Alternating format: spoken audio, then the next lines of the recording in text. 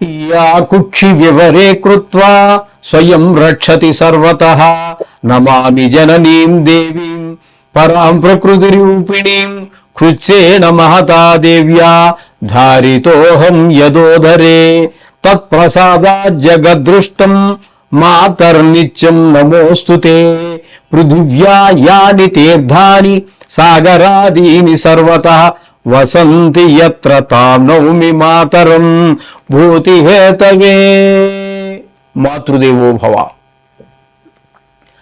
ఇప్పుడు నవంబర్ నెల 2025 సంవత్సరం గోచార ఫలితాలు ఏ విధంగా ఉన్నాయి అనేటటువంటిది 12 రాశుల వారికి సశాస్త్రీయమైన పద్ధతిలో తెలుసుకునే ప్రయత్నం చేద్దాము. మీనరాశి వారికి నవంబర్ నెల 2025 సంవత్సరం గోచార ఫలితాలు ఏ విధంగా ఉన్నాయో సశాస్త్రీయమైన పద్ధతితో తెలుసుకునేటువంటి ప్రయత్నం చేద్దాము.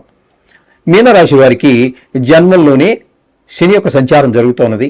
కానీ వక్రగతి కారణంగా నవంబర్ 28 వరకు వ్యయ స్థానంలో సంచారం, తదుపరి మీనరాశిలో సంచారం. ఏదైనా కూడా ఆయన వ్యయంలోకి వెళ్ళినా ఫలితాన్ని ఇచ్చినా జన్మంలో ఇచ్చినా కూడా ఖచ్చితంగా ఏలినాటి శని జరుగుతూ ఉన్నది మీనరాశి వారికి అండి. అలాగే ఈ శని జన్మంలో 2 రోజులు ఉంటారు. అప్పుడు మన ప్రవర్తన ఆలోచనలో తేడాగా ఉంటుంది. వ్యయస్థానంలో ఉన్నప్పుడు డబ్బులు ధన వ్యయం పెరిగిపోతుంది, ధన నష్టం జరుగుతుంది. కొంతమందికి కలతర నష్టం అంటే భార్యా నష్టం జరుగుతూ ఉంటుంది. కొంతమందికి దుర్మార్గులు ఉంటారు, వాళ్ళకి కారాగార శిక్ష లాంటివి పడేటువంటి అవకాశం ఉంటుంది. శత్రు భయం ఉంటుంది. ఈ విధమైన ఫలితాలన్నీ కూడా ఏ స్థానంలో ఉన్నప్పుడు జన్మంలోకి వచ్చినప్పుడు దుష్ట ఆలోచనలు, దుష్ట ప్రవర్తన వీటి మీద ఎక్కువ కాన్సన్ట్రేట్ చేయడం జరుగుతూ ఉంటుంది శని భగవానుడు. ఇకపోతే పంచమ స్థానంలో 12 రోజుల పాటు గురు యొక్క సంచారం జరుగుతోంది. అది అతిచారం వలన అక్కడ పంచమ స్థానంలో ఉన్నటువంటి 12 రోజులు కూడా చాలా శుభప్రదమైన ఫలితాలే ఉంటాయి. ముఖ్యంగా సంతానం మీద మనం ఊహించిన కన్నా పిల్లలు బాగా చదవగలుగుతారు, బుద్ధిబలం చూపించగలుగుతారు, మంచి స్నేహాలు చేస్తారు, మంచి వివేకంగా మాట్లాడగలుగుతారు. ఈ విధమైన ఫలితాలన్నీ కూడా కర్కాటకంలో 5వ స్థానంలో. తదుపరి చతుర్థ స్థానంలోకి వచ్చాక మాత్రం గురుగ్రహం యోగించజాలదు. అక్కడ భూమి విషయంలోను, గృహ విషయంలోను, వాహనాల విషయంలోను, విద్య విషయంలోను, ఇక్కడ కొంచెం తల్లిగారి విషయంలోనూ కొన్ని ఇబ్బందులు ఏర్పడే అవకాశం ఉన్నది. ఇకపోతే 6వ స్థానంలో కేతుగ్రహ సంచారం జరుగుతోంది. 6వ స్థానంలో కేతుగ్రహ సంచారం చాలా చక్కటి ఫలితాలన్నీ కూడా ఇస్తుంది. 6వ స్థానంలో ఉన్నారు కాబట్టి ఆరోగ్యం బాగుంటుంది. మీరు ఎవరికైనా డబ్బులు ఇవ్వాల్సి ఉంటే అప్పులు తీర్చేయగలుగుతారు. మీరు అప్పు కోసం ప్రయత్నిస్తే తప్పకుండా పుడుతుంది అప్పు. ఈ విధమైన ఫలితాలన్నీ కూడా కేతుగ్రహ సంచారం వల్ల కలుగుతోంది. ఇకపోతే శుక్రుని యొక్క సంచారం తీసుకున్నట్టయితే 7, 8, 9 స్థానాల్లో 7వ స్థానంలో 2 రోజులు, ఆ 2 రోజులు మాత్రం యోగించడు. కానీ 8లోను 9వ స్థానంలోను అష్టమ 9వ స్థానాల్లో అష్టమ స్థానంలోనే ఎక్కువ ఉంటున్నారు. కాబట్టి ఇక్కడ మనకి మంచి సుఖంగా ఉండటం, మంచి మాటలు వినగలగటం, ధన లాభం రావటం, కొన్ని చోట్ల సన్మానం, మంచి పేరు ప్రఖ్యాతలు రావటం ఇట్లాంటివన్నీ జరిగే అవకాశం అష్టమ స్థానంలో శుక్రగ్రహ సంచారం వల్ల జరుగుతోంది. అలాగే భాగ్యస్థానంలో సంచారం కూడా 4 రోజులు. అక్కడ కూడా మనకి దాన ధర్మాలు, దేవుడి మీద భక్తి, దేవుడి గుడికి వెళ్ళటం ఇట్లాంటివన్నీ కూడా జరిగే అవకాశం ఉంటుంది. మనం వెళ్ళాలనుకున్నా అనుకోకపోయినా కూడా ఇది మనకి ఆ దైవ దర్శనం ప్రార్థించే యోగం ఉంటూ ఉంటుంది. ఇకపోతే రవి యొక్క సంచారం కనుక తీసుకున్నట్టయితే అష్టమ 9వ స్థానాలలో జరుగుతుంది. ఇక్కడ 16 రోజులు, ఇక్కడ 14 రోజులు. ఇక్కడ అష్టమ 9వ 2 స్థానాలలోనూ కూడా రవి యోగించజాలడు. కాబట్టి ఆరోగ్య విషయంలో కొంచెం జాగ్రత్తగా ఉండాలి.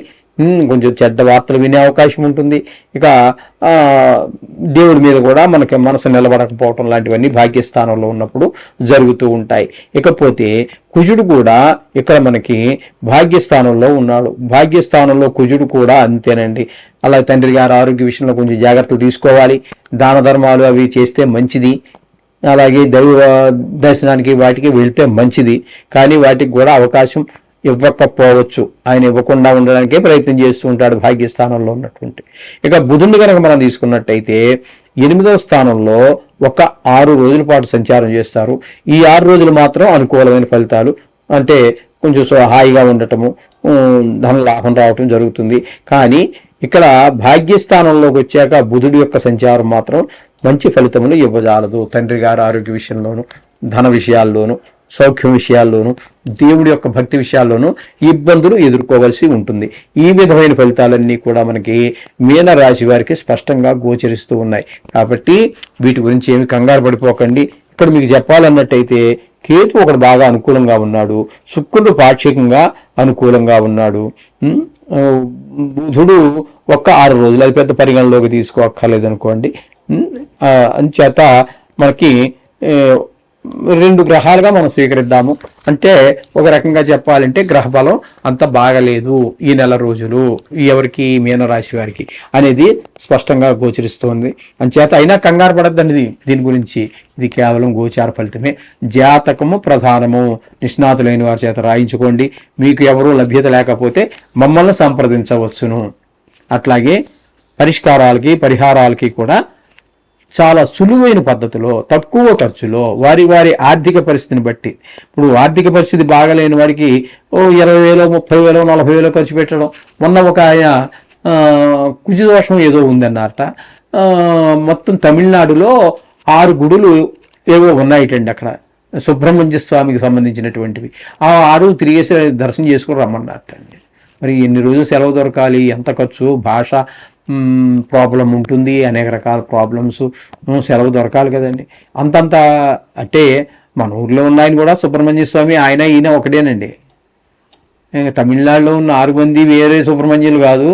మన హైదరాబాద్లో మా ఇంటి పక్కనే ఉన్న సుబ్రహ్మణ్య స్వామి ఒకటే అనుకుంటున్నానండి. నా దృష్టి కాదు, అందరి దేవుళ్ళ దృష్టిలోనూ కూడా ఒకటే.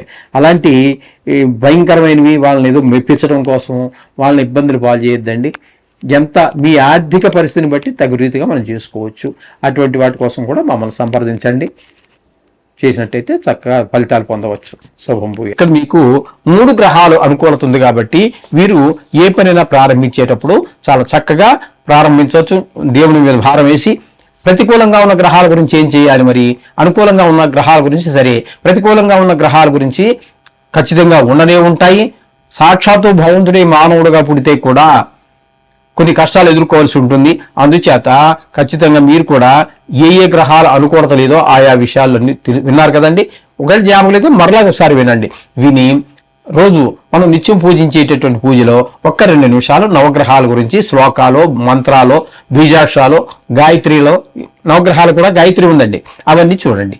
ఒక్కవేళ ఆరోగ్య విషయంలో గనక బాగలేకపోతే, ఏ గ్రహం వల్ల బాగలేకపోతే, ఇప్పుడు మనం చెప్పుకున్నాం కదండి, అందులో ఆ గ్రహం వల్ల ఆరోగ్యం బాగలేదు అంటే అక్కడ మీరు ఏం చేయాలంటే ప్రతి గ్రహానికి కూడా కవచము అని ఉంటుందండి. కవచం అంటే మామూలు పూర్వకాలంలో రాజులు వాళ్ళు యుద్ధానికి వెళ్ళేటప్పుడు కత్తి తగలకుండా ఇనపవి పెట్టుకుంటారు కదా, దాన్ని కవచం అంటారు. అలాగే మనకు ఒక బుధుడి వల్లే అనుకుందామండి, బుధుడి వల్ల ఏదో వచ్చింది, ఆ బుధుని యొక్క కవచం రోజు చదువుకోండి. అది మనకి అవతల ఆ గాయాల నుంచి ఈ శరీర భాగాలకి ఏ విధమైనటువంటి గాయం తగలకుండా ఉంటుంది. ఏ గ్రహమో తెలుసుకోండి, మీ యొక్క జ్యోతిష్యుని అడిగి తెలుసుకోండి, లేదా మనం చెప్పేటటువంటి దాంట్లో వినండి. ఆ దేనివల్ల అనారోగ్యం వచ్చిందో తెలిస్తే మీరు ఆ కవచాన్ని చదువుకున్నట్టయితే అన్ని రోజులు మీకు అందులో ఏం లేదండి, మన శరీర భాగాలను కన్ను, ముక్కు, చెవి, చేతులు ఇవన్నీ వీటినన్నిటిని రక్షిస్తూ ఉంటుంది. ఇదే కవచం. అయితే పేర్లు మారుతూ ఉంటాయి, ఆ గ్రహం యొక్క పేరు మారుతూ ఉంటుంది. కాబట్టి ఇది చదువుకోండి, చాలా చక్కటి ఫలితాలన్నీ పొందండి. శుభం భూయాత్.